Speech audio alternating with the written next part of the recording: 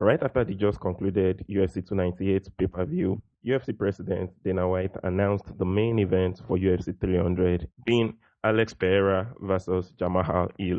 And even though that happens to be a great fight in and of itself, it still doesn't seem to have swayed the opinions of a lot of fans who feel like the UFC 300 card is currently below par. And of course, Dana White has said that there are still more fight announcements, about one or two left to go. But I feel like for those fights to actually sway what seems to be like the general perception of the entire card right now, they have to be absolute bangers. And honestly, before the inclusion of fights like the main event between Pereira and Jamal Hill, Gaethje facing up Max Holloway, Charles Oliveira, and Aman Sarukian, I feel like this card was actually ish for a pay-per-view event of this size. But then after the addition of this fight, I began to take another look at it. And of course, the card is definitely not a bad card, but then not as great as it has been hyped up to be, but definitely not a bad card. So in this video, I'll just be going over what are my own issues with the UFC 300 card. Right off the bat, my number one issue with this card is the uninteresting debut of Kayla Harrison.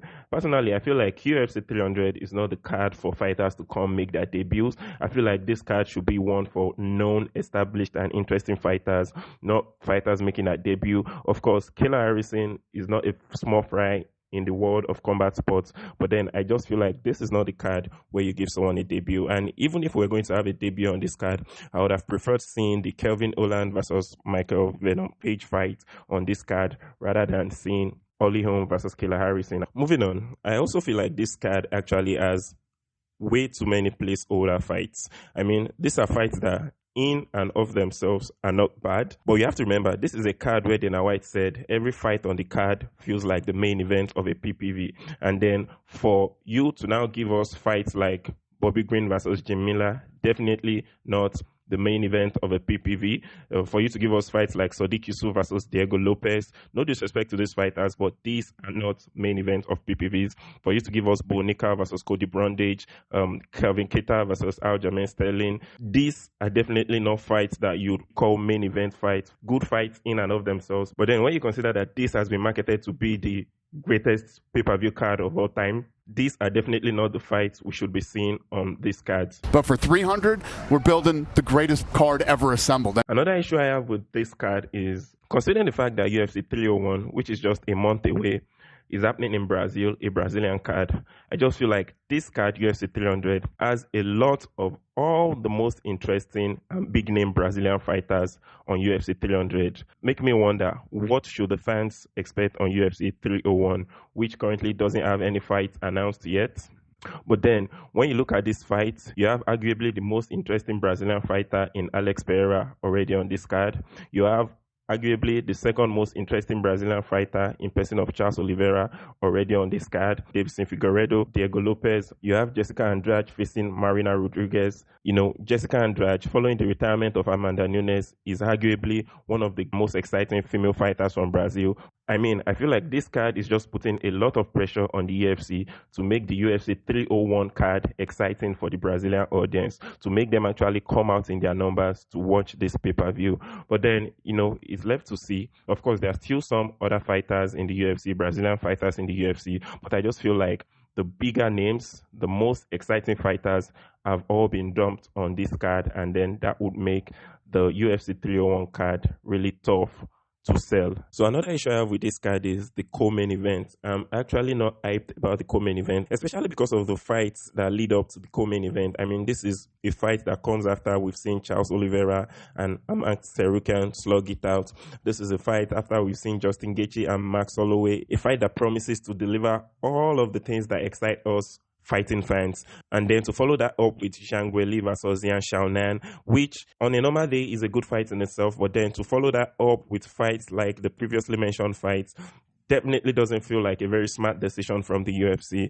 This feels like the type of fights where, you take a breather after watching Charles Oliveira, after watching Justin Gaethje and Max Holloway. No disrespect to Zhang Weili, no disrespect to Yang Xiaonan. I feel like both fighters are actually main event material, but then definitely not after fights like Justin Gaethje, Charles Oliveira. In addition to all what I've said before, I feel like currently there are just 3 fights really holding up this card.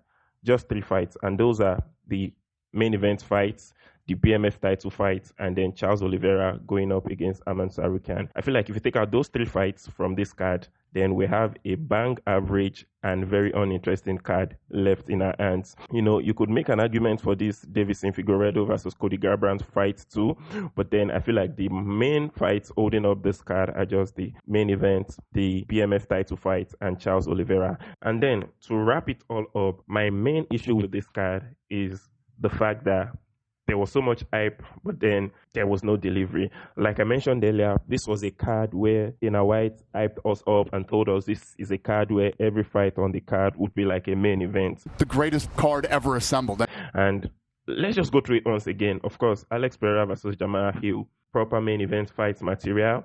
You can argue the same for Zhang Weili versus Yan Xiaonan. Justin Gaethje versus Max Holloway, yes. Charles Oliveira versus Aman Sarukyan, yes. Those are all good fights. But then when you begin to get to this point of the list, Yuri Prohaska versus Alexander Rakic, Calvin Kattar versus Aljamain Sterling, definitely not. Bonica versus Cody Brundage, Davison Figueiredo versus Cody Garbrandt, that's also actually a good fight in itself. Oli versus Kayla Harrison, nah. Sodiq Yusuff versus Diego Lopez, definitely not a main event fight. Jessica Andrade versus Marina Rodriguez, you could argue that in a kind of way, probably like a fight night main event. So yeah, I'll give that a pass. And then Bobby Green versus Jim Miller, definitely not main event material. So you see, for this card, there was so much hype, but then not so much delivered. And that's the major issue I feel like the whole UFC community, the whole fighting fans are having with this card. Not definitely that it's a bad card, not definitely like it's a terrible card, not definitely like it's a card that people would normally not watch. It is, but then it's just so much hype and little delivery. So I don't know. What are your thoughts? Let me know in the comment section. You know, I've heard people say that the UFC 308 is first, and I've heard people say, yeah, this card is fish. But personally, I feel like it's a good card, but then what we were promised wasn't particularly delivered. So what are your thoughts? Let me know in the comment section, and I'll see you in the next video.